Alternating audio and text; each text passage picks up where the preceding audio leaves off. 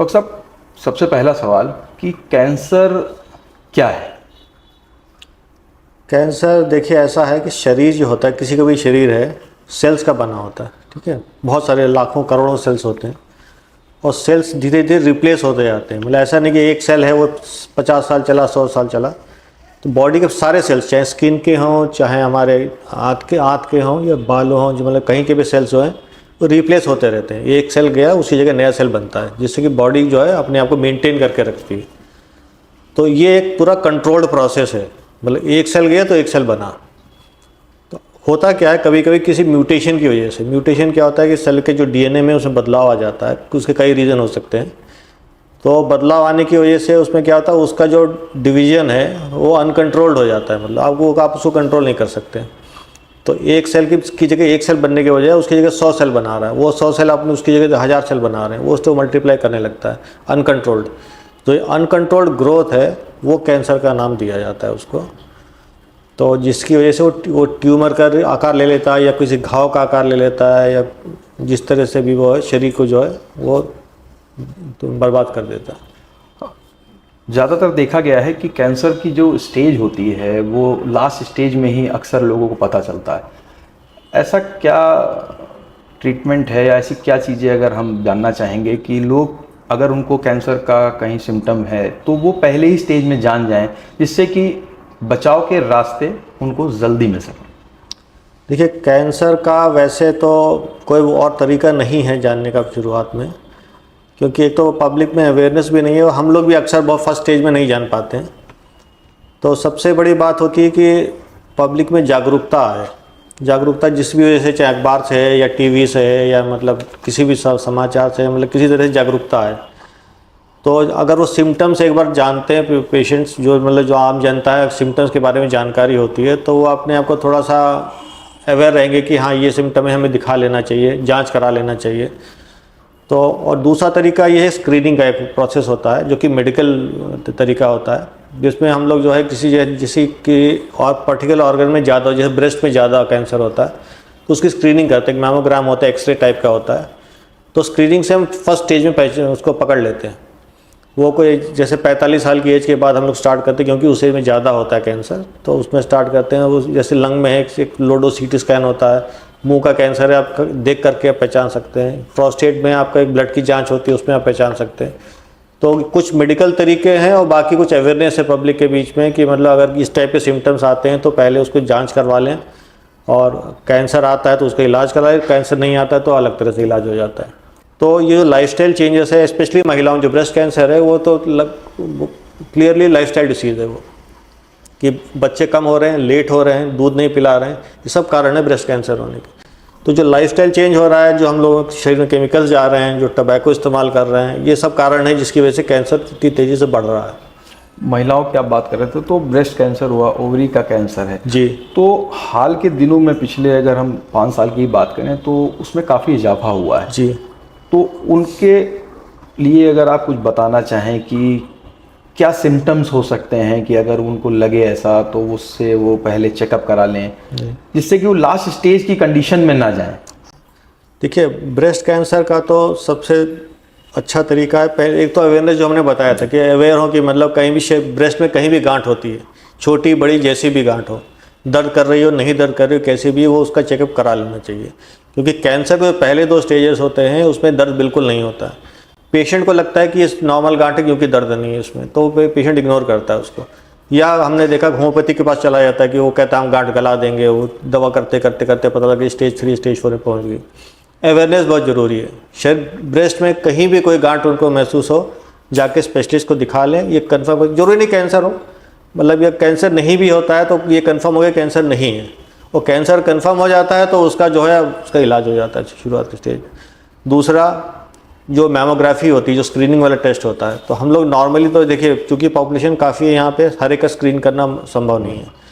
तो हम लोग क्या करते हैं, जो पेशेंट हमारे पास आते हैं जो 40-45 साल के ऊपर हैं या 50 के ऊपर है, तो उनकी हम लोग स्क्रीनिंग करा लेते हैं। कई पेशेंट होते कराते, कई होते मना करते हैं, वहाँ में कोई दिक्कत नहीं, हम नहीं कराएंगे। तो जो पढ़े लिखे हैं, जो अफोर्ड कर सकते हैं, वो स्क्रीनिंग करा सकते हैं। स्पेशली जो शहरों में रहते हैं वो स्क्रीनिंग करा सकते हैं। तो स्क्रीनिंग एक तरीका है। दूसरा है, अगर कहीं शरीर में कोई गांठ होती है, मतलब ब्रेस्ट में गांठ होती है, तो उसको अपनी जांच करवा लें और जैसा होता है उसके हिसाब से इलाज करा लें। जहाँ तक ओवरी कैंसर की बात होती है, उसके सिम्टम्स कुछ नहीं होते। शुरू के पहले 2 या 3 स्टेज में कोई सिम्टम्स नहीं होते। पेशेंट को पता ही नहीं चलता है कि उसके अंदर कुछ पनप रहा है, कोई गांठ बन रही है। क्योंकि पेट के अंदर होता है, गांठ बनती है, उसका कोई अंदाज़ा नहीं होता उसका। हो सकता है कुछ पेशेंट को जैसे गैस बनने की शिकायत होती है कि गैस ज़्यादा बन रही है, या पेट में कुछ डिस्कम्फर्ट हो रहा है, खाना खाने के बाद थोड़ा पेट फूलता है, इस टाइप के होते हैं। तो लोग क्या करते हैं, एंटासिड ले लेते हैं, रेंटेक पेंटॉप ले लिया कि अब गैस बन रही है ना। तो अगर जैसे किसी को एक उम्र के बाद एकदम से लगे कि हाँ पेट हमारा फूलता है या हमें खाना खाने में दिक्कत होती है, गैस ज़्यादा बन रही है, तो उसको एक बार जांच करा लेनी चाहिए। कि ज़रूरी नहीं कि आपको कुछ कैंसर निकले, आपको वैसे भी अगर नॉर्मल है तो दवा से इलाज हो जाता है। कुछ निकल आता है तो उसका फिर आगे इलाज हो जाता है। तो कुछ पेट के जनरली जो कैंसर होते हैं वो थोड़ा सा लेट पकड़ में इसीलिए आते हैं क्योंकि शुरू में पता नहीं चलता, ना दिखता है ना कोई सिम्टम पैदा होते हैं। तो ब्रेस्ट का तो ज़्यादा आसान है करना ट्रीट, और ओवरी का थोड़ा सा लेट डायग्नोस होता ही होता है। आपने सर टोबैको और सिगरेट की बात करी। ज़्यादातर लोग जो इसका सेवन करते हैं जी उनका ये कहना होता है कई बार कि हमारे एक साथी हैं वो पिछले 40 साल से कर रहे हैं, उनको कुछ नहीं हो रहा है, ये तो मसाला भी रात में खा के सोते हैं, जो भी मतलब कई चीजें हैं, बिल्कुल सही, या ड्रिंक रोज करते हैं या ज़्यादा करते हैं लिमिट से ज़्यादा, वो तो एकदम ओके हैं। मतलब क्यों हो रहा है या हमारे इनको क्यों हुआ जिन्होंने तो कुछ समय ही के लिए किया था। बिल्कुल।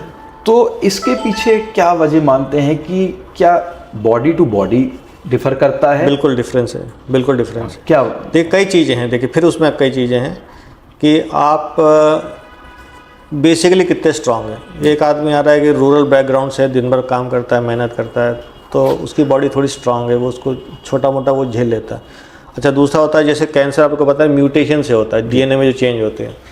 तो डीएनए में जो अक्सर ऐसा नहीं कि हर डीएनए चेंज में कैंसर हो जाता है। डीएनए जहाँ डैमेज होता है वहाँ बॉडी उसको ख़त्म कर देता है, उस सेल को ख़त्म कर देता है। ये एक बॉडी का डिफेंस मैकेनिज्म होता है, ठीक है। अगर वो डिफेंस मैकेनिज्म ना, हमें लगता है कोई भी इंसान ऐसा नहीं जिसको कैंसर ना हो, ठीक है। तो उसका डिफेंस मैकेनिज्म कितना स्ट्रांग है उसका, इस पर डिपेंड करता है कि भाई उस डीएनए डैमेज हो, बॉडी ने उसको ख़त्म कर दिया, डीएनए डैमेज हो फिर ख़त्म कर दिया उसको।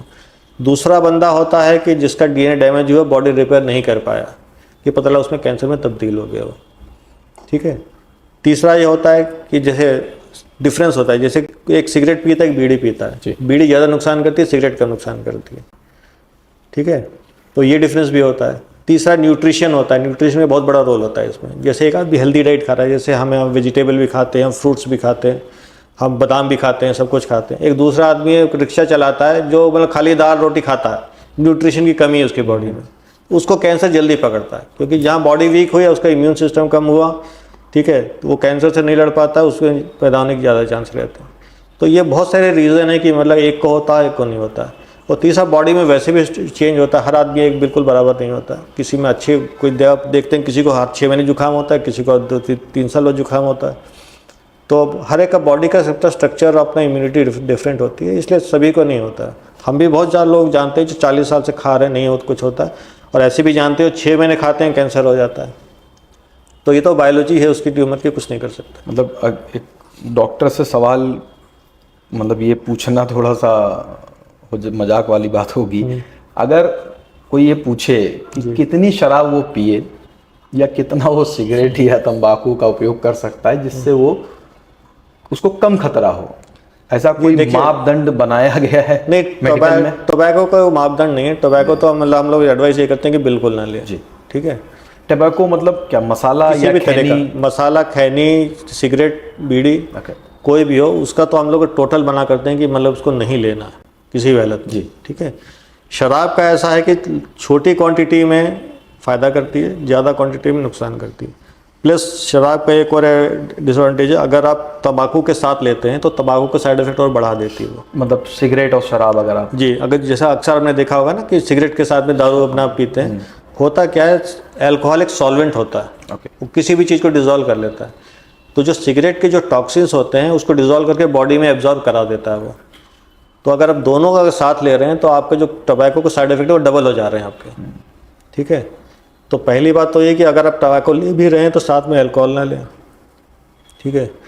तो और अगर आप अल्कोहल ले रहे हैं तो मतलब मॉडरेशन में, जैसे हफ्ते में आपने एक बार पी लिया, 2 हफ्ते में एक बार पी लिया, ठीक है, मतलब इस तरह से ले। और मतलब पिया तो क्या, 1 पैग ले लिया, वो फ़ायदा करेगा, आप ज़्यादा लेंगे तो वो नुकसान करेगा आपको। सर, इम्यून सिस्टम की आपने बात की, तो क्या लगता है कि जो अभी 4 साल पहले कोविड आया था, जी, आफ्टर कोविड ये क्या ज़्यादा बढ़ रहा है? नहीं, कोविड का इससे कोई रिलेशन नहीं। कोविड का जो लंग की प्रॉब्लम्स है उससे रिलेशन है।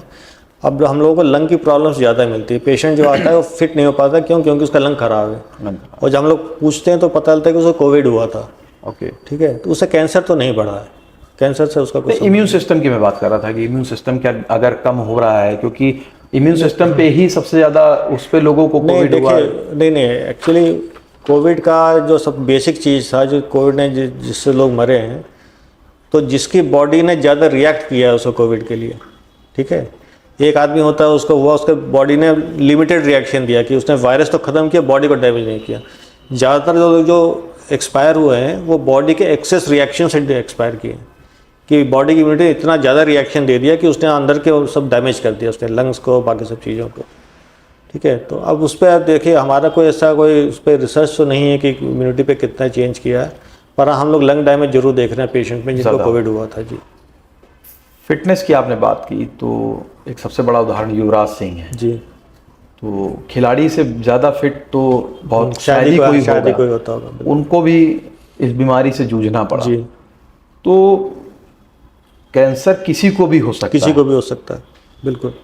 खान पान से भी हो सकता है, या और क्या कारण है कि जो, या जेनेटिक भी क्या, क्योंकि हार्ट में, शुगर में तो हम लोग ने अक्सर होता है कि मदर को है तो बेटे को हो सकता है, फादर को है, क्या कैंसर में भी ये जेनेटिक होता है? हाँ, कुछ कैंसर है जिसमें जेनेटिक होता है, जैसे ब्रेस्ट है, स्टमक है, ठीक है। तो इस टाइप के कुछ कैंसर होते हैं जिसमें होता है, पर बहुत कम है। मतलब कोलन कैंसर है, इसमें काफ़ी स्ट्रांग रिलेशन है उसका जेनेटिक्स का। अगर पिताजी को या माताजी को हुआ तो एक संभावना रहती है कि बच्चे में हो सकता है, पर मतलब इतना ज़्यादा नहीं, मान के चलिए 5 से 10% तक की पेशेंट मिलते हैं जो फैमिलियल होते हैं, जेनेटिक वाले होते हैं। बाकी सब एक्वायर्ड ही होते हैं कि किसी भी वजह से उनके शरीर में हो गया।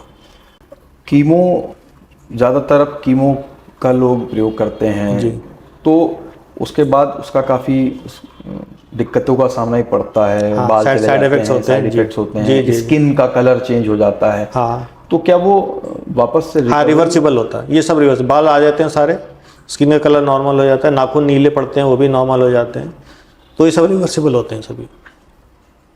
अगर हम लोगों की बात करें तो आपके द्वारा क्या आप कहना चाहेंगे कि क्या सावधानियां बरतनी चाहिए लोगों को, किस तरीके से अपनी लाइफस्टाइल को जिएं कि इस बीमारी से जितना बच सकते हैं वो बचें?